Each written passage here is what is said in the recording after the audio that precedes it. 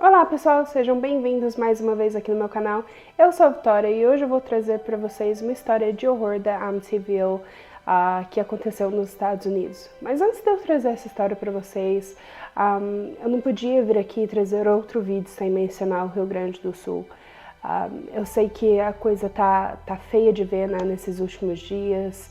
A gente está agora, né, acompanhando o máximo de notícias que a gente pode acompanhar estando fora do Brasil. Então, tudo que eu puder fazer pelo Rio Grande do Sul, aqui do Canadá, eu vou fazer o meu melhor, nem que seja só chamar atenção, né, para o que está acontecendo, para todos os meus amigos canadenses, ou os meus amigos né, dos países que eu já morei, estarem cientes do que está acontecendo e qualquer ajuda é bem-vinda, né? Então, meu coração vai para vocês do Rio Grande do Sul. Eu espero que a comunidade brasileira consiga se juntar e a gente consiga junto reconstruir esse estado maravilhoso que é o Rio Grande do Sul. Se você também estiver aqui no Canadá, se você estiver na Inglaterra e quiser saber locais onde vocês podem fazer um voluntariado, fazer alguma doação, tanto de roupas quanto monetária, entre em contato comigo. Eu vou tentar guiar e ajudar o máximo de pessoas que eu conseguir com as informações que eu tiver. Então, se quiserem, entrem em contato aqui no meu Instagram, eu vou deixar aqui na tela para vocês e eu vou tentar responder o máximo de pessoas possível. Bom, sem mais delongas, bora para a história? Antes da gente começar a história, já vou pedir para vocês deixarem aqui nos comentários o que vocês gostariam de ver nos próximos vídeos, o que vocês estão achando dos vídeos aqui. Já se inscrevam no canal, que ajuda a gente a crescer bastante, e ativem o sininho para toda vez que a gente posta um vídeo novo, vocês logo recebem na notificação de vocês. E bora pra história! A Casa de Horrores de Amityville. Essa casa de horrores, ela ficou muito conhecida no ano de 1974, que foi onde um crime horrível aconteceu. Esse crime aconteceu dia 13 de novembro de 1974, onde um dos membros dessa família, né, de 7 membros no total, ele apareceu num local falando que os pais dele haviam sido mortos dentro da casa deles. Não mencionou nada sobre os irmãos, mas ele pediu ajuda e socorro para que as pessoas pudessem ir lá socorrer os pais deles, que aparentemente haviam falecido por algum ataque que ele não sabia explicar qual era. O Ronald DeFeo Jr., ele era um menino que aparentemente ele era muito problemático crescendo. Ele sempre teve problemas muito grandes com o pai dele. O pai dele aparentemente era muito abusivo contra ele, né? Contra a família toda, na verdade, especialmente a mãe e o Ronnie Jr., que era assim que ele era conhecido. Essa família inteira, né, todos os 7 membros dessa família moravam na Ocean Avenue, na casa 112 em Amityville, que fica localizada em Nova York. O pai, ele era vendedor de carros, ele era gerente numa loja que vendia carros e eles também tinham conexões com a máfia. A família do pai era muito conhecida, né, na máfia dos Estados Unidos nos anos de 1970, que era uma grande coisa, né, naquela época. Porém, ele não era um dos poderosos assim da máfia, né? Ele realmente trabalhava ali numa loja de vender carro como gerente e ele tinha assim um bom dinheiro. Porém, apesar dele ter um bom salário, né, no trabalho que ele tinha uma profissão muito legal, uma profissão assim, né, que pagava muito bem, mas isso não explicava o quanto ele tinha investido naquela propriedade. Aquela mansão, né, já assim, tinham 7 membros naquela casa e todos tinham um quarto para si mesmo, eles tinham uma piscina aquecida, eles estavam ali, né, à beira do lago, tinha assim até uma casinha para eles colocarem o barco deles, enfim, era realmente uma mansão que era muito cara, assim, não cabia nas contas o salário dele versus o quanto ele pagava para aquela propriedade. Então aí mostra um pouco da conexão que talvez ele poderia ter com a máfia, né? E no dia 13 de novembro, quando o Ronnie Jr. ele apareceu num bar da cidade falando que os pais dele haviam falecido, as pessoas logo suspeitaram do Ronnie Jr. Pelos fatos que eu falei anteriormente, né? Ele tinha muito problema com o pai era muito abusivo e assim vai. E a forma que ele lidava, né, com todo esse abuso é que ele era usuário de drogas, ele usava muita heroína, ele usava LSD, assim, ele era realmente muito viciado ao uso de drogas. E ele não conseguia segurar trabalho algum, ele era uma pessoa totalmente responsável, e alguns médicos, né, que a mãe dele, a Louise, acabou levando ele, né, para fazer algumas consultas com psiquiatras, psicólogos. Alguns desses médicos comentaram com ela de que ele precisava de tratamento intenso mental para cuidar da saúde mental dele, porque ele poderia vir a atacar alguém a qualquer instante. E a família, assim, eles realmente não acreditaram, né, porque eles acharam que talvez fosse só pelo abuso que ele sofria do pai, mas de fato, assim, nunca foi concretizado qual era o problema que ele tinha mental. Assim, não vamos falar problema, né? Vamos falar qual disfunção que ele tinha. E quando esses amigos dele chegaram na casa, eles logo entraram na casa e viram que, de fato, a família inteira havia sido baleada. Então ali estava o Robert, pai de 43 anos, havia sido baleado, a mãe Louise, de 41 anos, também havia sido baleada, a irmã Dawn, de 18 anos, a Alison, de 13, Mark, de 12, e o John, de 9 anos, todos haviam sido baleados. Uma das coisas que foi chamado muita atenção da forma de que todos morreram é que todos estavam dormindo de bruço com os braços abertos. E aparentemente isso não era uma coisa comum para a família dormir, né, de bruço, principalmente o pai, que ele havia sofrido algum acidente jogando futebol com alguns amigos uns dias antes, e ele só podia dormir nas costas dele, porque ele estava usando alguma forma de uma cinta protetora para as costas, então ele não podia dormir de bruço, e todos acabaram ali, né, falecendo de bruço. Outra coisa que foi notado também foi de que ele usou um rifle que era extremamente barulhento, muito alto, e pelo que parece, né, ele começou primeiro tirando a vida dos pais, então foram 2 tiros no pai, 2 tiros na mãe, e ninguém acordou com esses tiros. A polícia foi investigar, né, o quão longe uma pessoa precisaria estar para poder escutar aqueles tiros, e eles conseguiram escutar mesmo a 5 quarteirões de distância daquela casa, e ninguém dentro da casa em si escutou o tiro e ninguém acabou acordando, então todos foram baleados enquanto estavam dormindo ainda. Inclusive os vizinhos também não escutaram tiro algum.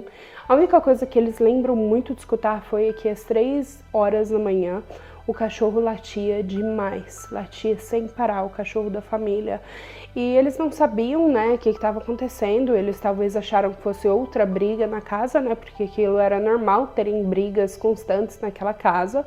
Era realmente um ambiente muito hostil para se morar. Então os vizinhos acabaram não acionando as autoridades, eles também não viram nada muito fora do comum, a não ser o cachorro latir demais. Então foi muito estranho ele ter atirado aquela arma um total de 9 vezes e ninguém ter escutado. Nenhum dos irmãos, não foram os pais também escutaram, e nem os vizinhos. Bom, com isso ele disse que ele passou a noite naquela casa, no outro dia ele foi trabalhar, e assim que ele saiu do trabalho, né, o pai dele não estava lá no trabalho junto com ele, porque ele começou a trabalhar junto com o pai, né, vendendo carros. Ele nunca aparecia, ele realmente era um empregado que não dava para confiar, mas o pai dele mantinha ele ali num emprego, né, para ele poder pagar as contas ou ter algum dinheiro, enfim, ter alguma forma de responsabilidade na vida dele. Então, né, quando ele estava no trabalho naquele dia, ele falava para as pessoas: eu não sei o que está acontecendo, meu pai nunca faz isso, meu pai sempre vem para o trabalho, eu não sei o que está acontecendo. E assim que ele saiu do trabalho, né, o Junior, ele foi para uma casa de uma namorada, ele passou ali algumas horas, né, namorando, e assim que ele saiu de lá, ele foi num bar, onde ele encontrou alguns amigos, e lá nesse bar ele falou que ele precisava ir para casa, era por volta de 6h30, 7 horas da noite do dia seguinte, né, que tudo tinha acontecido. E quando ele chegou em casa, ele encontrou o pai e a mãe baleados na cama, ele correu de volta para esse bar chamar os amigos, e esses amigos foram lá acudir a família, e foi lá que eles encontraram, né, essa cena de crime horrorosa. Bom, quando a polícia chegou, eles já montaram base ali numa casa vizinha. para ver, né, começar a investigação em si, né, e eles precisavam descobrir quem que acabou cometendo esse crime. Só que, assim, eles já tinham um histórico ali, né, do Ronald Jr., de que ele não era uma pessoa muito necessariamente boa, ele não era conhecido pelo temperamento bom que ele tinha, então eles já começaram a interrogação com ele. E durante esse tempo, né, eles já estavam muito desconfiados de que o Junior tinha sido parte desse crime, né, tinha cometido esse crime, então eles passaram muitas horas investigando o Junior. Depois de 14 horas, ele acabou falando que sim, eu acabei matando meus pais, foi um demônio que me entregou a arma, um demônio da mão preta que acabou me entregando a arma. Eu não sei quem foi. Aí, uma hora era uma história de que um demônio entregou a arma. Uma outra hora ele também falava que a Dawn, que acabou cometendo todo esse crime, e quando ela estava, né, matando todo mundo, ele queria parar ela, né, ele não queria que tudo isso acontecesse, e quando eles lutaram pela arma, ele acabou atirando nela acidentalmente. Porém, não foi provado que ele moveu o corpo, assim. Inclusive, tudo indica que os corpos não foram movidos pós-morte. A única coisa que poderia, talvez, possivelmente, fazer com que essa situação tenha sido possível é de que a Dawn, ela tinha vestígios de pólvora no pijama dela na parte da frente, porém ela morreu de bruço, assim como toda a família.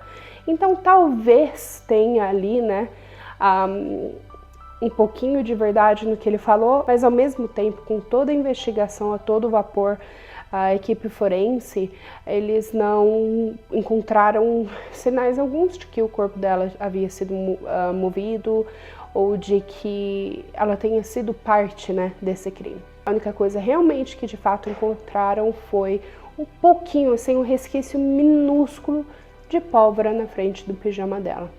Mas isso também pode indicar a proximidade de que ele estava do corpo quando ele acabou atirando nela, né?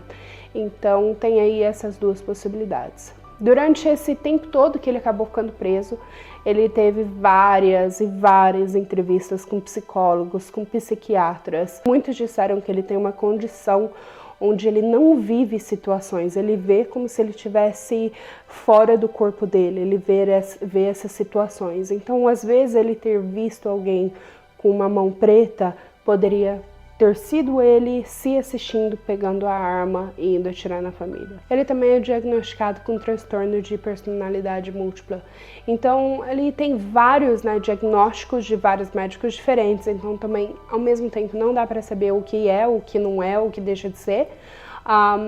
Durante, né, o período todo que ele ficou preso, que ele acabou recebendo uma sentença de 25 anos à vida, né, a vida perpétua na prisão, por cada crime que ele cometeu. Então é isso multiplicado por 6. Então ele realmente nunca sairia da prisão, como não saiu, né? Porque ele acabou falecendo em 2021 e ninguém sabe quais foram as razões. Provavelmente idade, mas de fato assim não foi divulgado quais foram as circunstâncias em que ele acabou falecendo em 2021. Mas durante todo esse tempo que ele acabou ficando preso, a única coisa que realmente marcou muito essa história foi a questão de ter atividades paranormais nessa casa. E isso nos leva aos próximos moradores dessa casa. Em dezembro de 1974, então ali um mês e pouquinho, né, depois desse crime todo ter acontecido, a família Lutz, eles estavam procurando por uma casa para morar. Eles eram recém-casados, eles tinham realmente casado há muito pouco tempo. Então, era o George Lutz, ele tinha 28 anos de idade e ele se casou com a Kathy, de 30 anos. E ela tinha 3 filhos de um casamento anterior. E eles também tinham um cachorro. Naquele tempo, eles tinham muito pouco dinheiro para poder mudar, eles tinham $55 mil que eles poderiam investir em uma propriedade, né? Recém-casados, ainda começando a construir a vida, eles não tinham muito a oferecer em questão de dinheiro, assim, né? E eles precisavam de uma casa maior, porque afinal de contas eles já estavam ali com a família completa, né? Mesmo sendo recém-casados, eles tinham 3 crianças para cuidar, eles tinham um cachorro, enfim, eles precisavam de uma casa completa. Eles queriam uma casa que as crianças pudessem todas ter um quarto, enfim, eles queriam uma casa completa, né?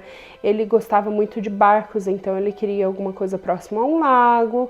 E tudo que eles estavam encontrando estava muito acima do que eles poderiam pagar de fato. Até que a corretora de imóveis, que estava mostrando várias casas para eles, acabou falando que tinha uma casa em Amityville que poderia caber, né, dentro do orçamento deles e que poderia ter todos os requisitos, né, que eles queriam dentro de uma casa. E quando ela levou a família toda, né, assim que eles entraram na casa, o George ele lembra de ver o sorriso no rosto da esposa dele, falando que aquela era a casa perfeita. Então, assim, realmente era uma casa bem incrível. Eu vou colocar a foto para vocês, uma casa muito bonita, enorme, um local, assim, muito aconchegante, né, pelo que parecia ser, pelo menos foi isso que ela sentiu.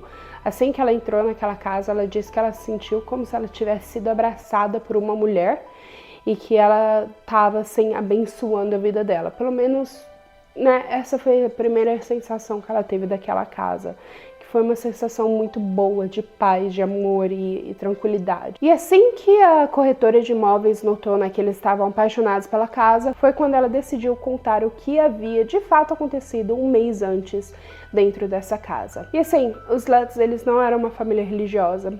Eles disseram que eles sentaram com as 3 crianças, os 5 tiveram uma conversa séria se eles poderiam de fato morar numa casa onde um crime tão terrível havia acontecido. E assim, a família em si, eles não acreditavam em espíritos, eles não acreditavam no sobrenatural, e eles decidiram que aquela era a casa perfeita para eles morarem. Então, com isso, eles acabaram decidindo mudar para essa casa. E isso nos leva ao dia 18 de dezembro de 74, que foi quando eles de fato se mudaram para aquela casa. Aquela casa ainda estava assim com todos os móveis da família anterior. Tinha até louça suja da família anterior ainda para ser lavada. A única coisa que não estava mais naquela casa eram os colchões. Por razões óbvias, né? Toda a família morreu nos colchões porque eles estavam dormindo, então a única coisa que a polícia tirou foram os colchões. De resto, tudo estava lá. E eles se lembram que a sensação, né, que eles tiveram quando eles se mudaram para aquela casa, aquela sensação positiva, sensação boa, tinha se transformado em uma coisa muito diferente. Eles já não se sentiram tão bem-vindos na propriedade, eles já sentiram assim eles não sabiam explicar o que eles sentiram naquele dia, né, que eles se mudaram e nos dias que seguiram isso, né. As crianças estavam muito animadas para o Natal antes de se mudarem, para poderem passar o Natal numa casa nova, se divertirem, irem no lago, apesar, né, de estar congelado, estar frio e tudo mais, patinar no lago, enfim, se divertir, serem crianças, né, no jardim que tinha ali naquela casa. Eles estavam muito animados. E assim que eles mudaram, assim, até as crianças, a personalidade das crianças mudou completamente. O pai, ele disse que ele nunca sentiu tanto frio na vida dele como ele sentia lá naquela casa. Ele acendia todas as lareiras, ele colocava fogo em tudo quanto é canto que ele podia, velas, enfim, tudo quanto é canto, ele colocava alguma forma de aquecimento para casa e aquele frio nunca saía dele. É como se ele né, comentou em a única entrevista que ele deu, que aquele frio era como se tivesse nele, só nele, porque a família inteira já estava passando muito calor, com todo fogareiro dentro da casa, todas as lareiras acesas. Eles já estavam passando até calor dentro da casa, mas ele diz que ele tremia de frio constantemente, diariamente. Como eu acabei de comentar, a única entrevista que eles deram realmente foi só uma durante a vida inteira. Eles escreveram um livro assim que eles saíram da casa, né, dentro do primeiro ano ou 2 anos que eles saíram daquela casa. e eles só deram uma entrevista depois de anos, quando eles se sentiram confortáveis em contar um pouco do que aconteceu naquela casa, mas eles não conseguiram até o final da vida contar os eventos, né, que levaram eles a saírem às pressas no meio da noite daquela casa. Bom, a Kathy, a mãe da família, ela disse que ela sonhava com a família anterior morta nos quartos onde eles estavam. Eles também levaram um padre, né, porque assim, com tudo que aconteceu, uma das amigas da Kathy, ela falou, olha, eu não vou me sentir bem se você for morar numa propriedade onde 6 pessoas acabaram de ser assassinadas e você não levar um padre para benzer a sua casa. Dito e feito, essa amiga acabou chamando um padre para poder ir na propriedade, e esse padre, ele disse que ele estava abençoando todos os quartos até quando ele entrou em um dos quartos, e esse foi o quarto do Ronald Jr. Quando ele entrou nesse quarto, ele disse que ele sentiu um tapa na cara dele, e logo em seguida ele escutou uma voz muito grossa gritar nos ouvidos dele, saia daqui, enquanto ele estava abençoando o quarto. Ele desceu as escadas, né, para perguntar para a família o que eles planejavam fazer com aquele quarto. A Kathy, ela falou que ela queria fazer um quarto de costuras ali e que não seria local onde ninguém dormiria, né? Então o padre falou muito bem, porque esse local vai afetar qualquer pessoa que durma lá dentro daquele quarto. Então, por favor, não durmam mais naquele quarto. E quando ele chegou em casa, né, esse padre saiu da casa da família e foi para a casa dele. Chegando lá, ele notou que ele estava cheio de feridas pelo corpo, mas feridas bem intensas, e ele estava cheio de roxos pelo corpo também. Então, quando ele levou aquele tapa, não foi só onde ele levou o tapa que ele ficou com roxo, ele estava com roxo no corpo todo, feridas abertas pelo corpo todo. E lembrando também, né, vale notar que no inverno é muito difícil ter mosquito no inverno, assim, principalmente inverno rigoroso, que nem dos Estados Unidos, né, no norte dos Estados Unidos, que nem em Nova York, é um inverno bem rigoroso, do Canadá, enfim, é muito difícil ter mosquito no inverno, porque simplesmente eles não sobrevivem no inverno tão rigoroso, onde as temperaturas podem chegar a menos 20, menos 40, até aqui no Canadá eu já peguei até sensação térmica, né, pelo menos de menos 62, e em Nova York também não é muito diferente, né, as temperaturas no inverno chegam facilmente a menos 25, menos 30 e assim vai. Então não tem mosquito. Porém, naquele quarto eles notaram que tinha uma quantidade significativa de mosquitos. E eles não sabiam explicar como eles sobreviveram, né, dentro daquela casa, principalmente fechada, sem aquecimento e assim vai. E com o passar do tempo, né, que a família Lutz estava morando por lá, eles notaram um aumento significativo de mosquitos dentro daquele quarto. E muitas pessoas, né, eles argumentam que mosquitos, quando, né, tem um acúmulo tão grande assim de mosquito em um dos quartos, é porque provavelmente existe uma entidade demoníaca dentro daquele quarto, enfim, alguma coisa nesse sentido. E isso explicaria as ações do Junior quando ele acabou matando a família toda, né, porque ele morava naquele quarto por 9 anos. Então, alguns argumentam que essa possa ter sido uma das coisas que acabou levando o Junior a tirar a vida da família toda. Enfim, quando os Lutz eles escutaram, né, o relato do padre, o padre ainda não sabia dessas feridas pelo corpo e dos roxos pelo corpo, então o padre realmente só falou que alguém mandou ele sair daquele quarto e indicou, né, que ninguém possa dormir por lá. A família ficou um pouquinho com o pé atrás, mas eles não acreditavam muito, porque eles não eram pessoas extremamente religiosas, eles eram, né, de certa forma até ateu, realmente não acreditavam em nada sobrenatural.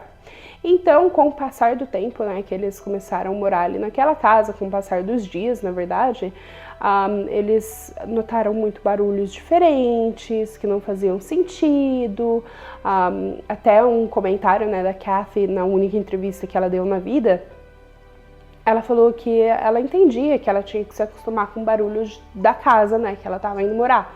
Porque, afinal de contas, todas as casas fazem barulho. Você só tem que se acostumar com o barulho da casa que você está morando no momento. Então ela disse que ela estava tentando se acostumar, mas os barulhos não faziam sentido. Ela escutava pessoas conversando no andar de baixo quando ela estava no andar de cima. E eram momentos que não tinha ninguém na casa. As crianças estavam na escola, o marido estava trabalhando. Então não fazia sentido ela escutar pessoas no andar de baixo. Ela também lembra de acordar no meio da noite muitas e muitas e muitas vezes, sentindo como se alguém estivesse empurrando ela na cama, sentindo como se alguém estivesse tocando ela, quando o marido dela estava claramente dormindo ao lado dela. E, enfim, ela sentia muitas dessas coisas mais físicas, ela era muito tocada, ela era muito afetada fisicamente. Já o marido dela, o George, ele já tinha coisas que eram um pouco diferentes, assim. Então eu já comentei, né, um pouco do frio, que ele sentia um frio muito intenso, que ele não sabia explicar. E assim, muitas vezes ele estava dormindo e ele escutava como se tivesse uma banda com aqueles pratos, né, de ferro que batia assim a noite inteira, e ele não conseguia dormir porque a banda estava literalmente fora do quarto dele. Era um barulho que ele falava, né, que ele estava se sentindo que ele estava indo à loucura. Ele não entendia como ele conseguia olhar para o lado, e a esposa dele estava dormindo tranquilamente, de bruços, né, que foi uma coisa que ele comentou também, né, na entrevista, que a família começou a dormir de bruço e ninguém dormia de bruço. Então ele comentou que ele via ela dormindo de bruço e ele não entendia como que ela conseguia dormir com aquele barulho todo acontecendo. E a mesma coisa para as crianças, né? A criancinha mais nova, ela tinha uns 6 anos de idade e ela disse que ela começou a ter um amigo imaginário. Só que ela perguntou para a mãe dela, ela falou: mamãe, anjos existem?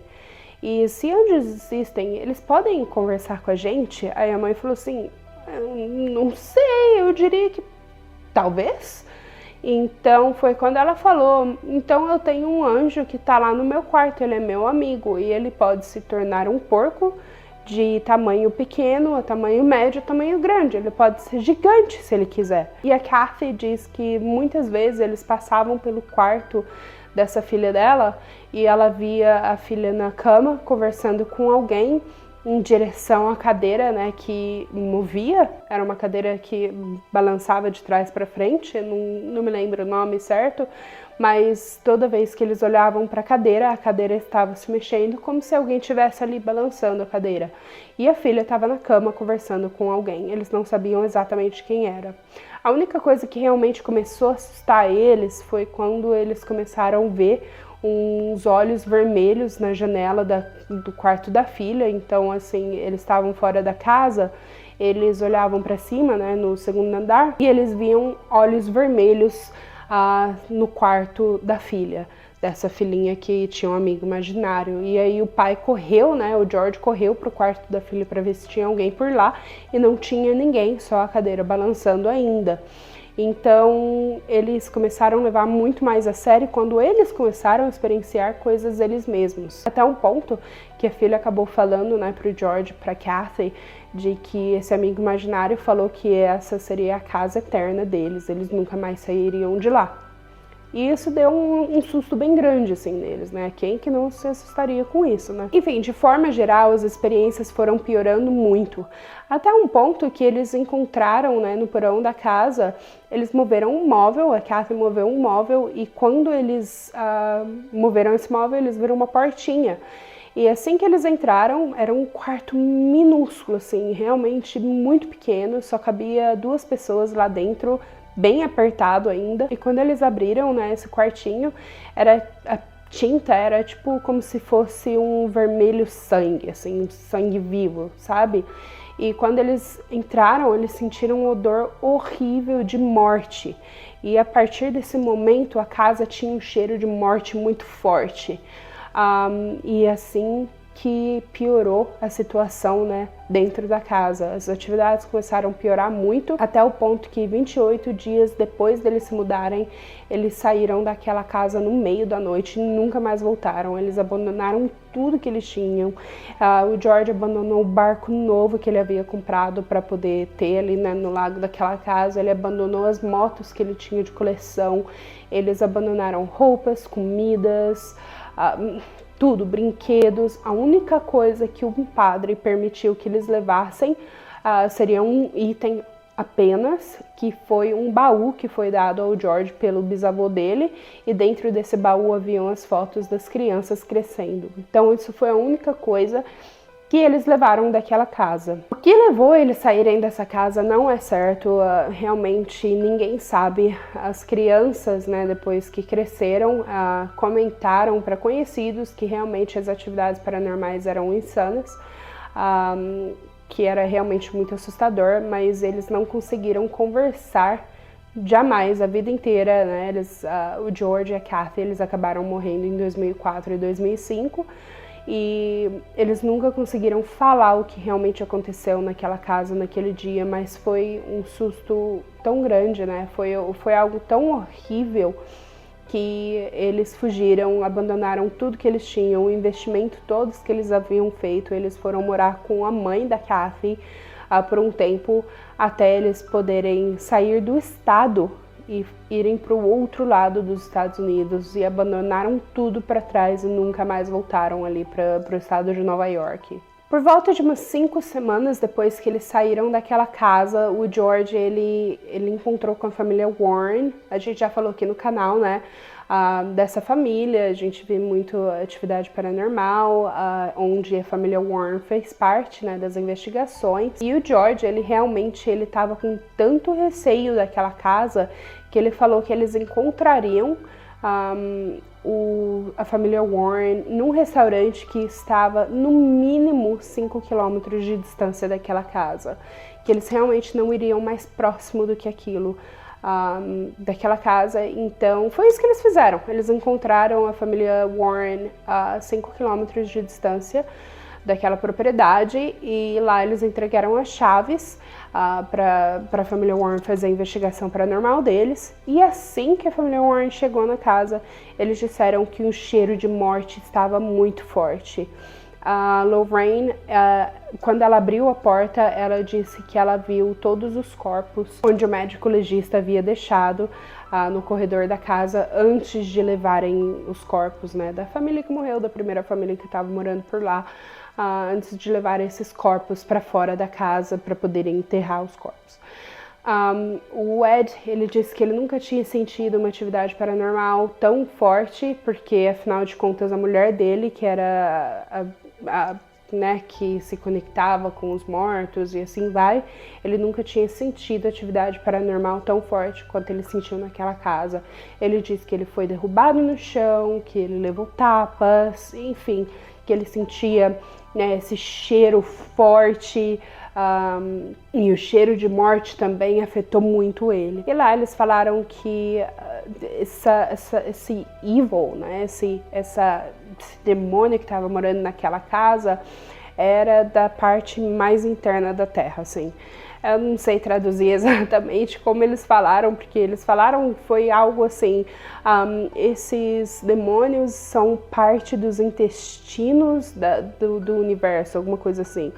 Então, assim, dá pra ver a seriedade que eles levaram toda essa situação. Mas como eu falei em outros vídeos aqui, eu perdi um pouco, né, da minha credibilidade com a família Warren depois de ver entrevistas das famílias falando que eles estavam fazendo isso mais por mídia do que realmente para investigar as atividades paranormais que aconteciam nas casas. Então, eu não sei se eles falam a verdade mais, mas isso é uma questão pessoal, depois de ter visto muitas entrevistas de famílias comentando o mal que, na verdade, a família Warren acabou fazendo pro lugar que eles foram, né? Porque eles não levavam as investigações a sério, eles não ajudavam, às vezes eles só pioravam, né? Com rituais, eles pioravam a situação que já era grave. Então, eu levo, assim, não tão a sério o que a família Warren fala mais. Porém, eu não vou tirar o crédito deles. Não duvido que eles realmente sabiam lidar, né, com esse mundo paranormal. Afinal de contas, eles se tornaram famosos por uma razão, né? Então eu não vou tirar totalmente o crédito deles, só tô falando que eu tenho que estar um pouco mais atrás com eles, né? Mas, enfim, Assim que eles saíram daquela casa, eles falaram que realmente aquela casa era muito mal assombrada, que as pessoas não deveriam morar por lá, que realmente algo muito terrível aconteceria se alguém viesse morar lá novamente. E agora entra a controvérsia, né? Tem muitas outras histórias que eu posso trazer dessa casa e de toda a atividade paranormal que aconteceu nessa casa, mas a controvérsia é: muitas outras pessoas moraram nessa casa depois. E todas falaram que nunca houve nenhuma atividade paranormal por lá. Então, assim, fica, né, a pergunta: será que a família Lutz fez isso por dinheiro? Será que eles compraram essa casa depois de saberem, né, que pessoas haviam falecido por lá e usaram essa situação ao favor deles? Ou não, ou às vezes isso tudo realmente aconteceu. No final da entrevista que a família Lutz acabou dando, a única entrevista, o George ele acabou falando, né, e mostrando que o que ele realmente fez de dinheiro nessa casa, né, todo o investimento que ele deu, né, que ele acabou perdendo, mas o livro que ele fez, qual foi o retorno de investimento do livro, qual foi o retorno de investimento dos filmes que foram feitos nessa casa. E de fato, assim, o dinheiro que eles receberam de volta foi muito pouco, e que nem ele falou, assim, ele pode mostrar até recibo de que tudo isso foi para pagar advogados para proteção pessoal da família. Então, assim, de fato, eles não fizeram muito dinheiro com tudo, né, que aconteceu, tanto com o livro, com os filmes, e assim vai, porque isso foi pago em advogado para proteção da família. Então, o retorno realmente não teve um retorno financeiro muito grande. Então, eu deixo aqui a pergunta para vocês. Vocês realmente acham que a casa de Amityville era amaldiçoada? É amaldiçoada até hoje, né? Talvez sim, talvez não. Talvez os moradores que moram por lá agora não falam de todas as atividades porque eles querem evitar que as pessoas vão para casa deles novamente, né? Porque, assim, muita gente ainda vai para essa casa para tirar foto dessa casa, ficam na frente dessa casa, eles tentam entrar nessa casa para ver, né, tudo que estava acontecendo, para ver a casa por dentro e assim vai. Então eu já não sei se eles falam que não tem atividade paranormal para evitar atenção, ou se realmente a família Lutz que acabou mentindo de toda essa atividade paranormal. Eu deixo essa pergunta aqui para vocês me dizerem o que vocês acham. Eu espero o comentário de vocês ali embaixo e eu vou responder assim que eu receber eles, o máximo que eu puder. Bom, se vocês gostaram dessa história, de novo, deixem os comentários ali embaixo, ativem o sininho para toda vez que a gente posta um vídeo novo, vocês logo recebem notificação de vocês. Já deem um like no vídeo, já se inscrevam no canal, que ajuda a gente a crescer bastante. Quanto mais pessoas a gente tiver por aqui dando sugestões e assim vai, mais histórias incríveis eu posso trazer para vocês. Bom, eu vejo vocês no próximo vídeo. Até mais. Se cuidem. Tchau, tchau.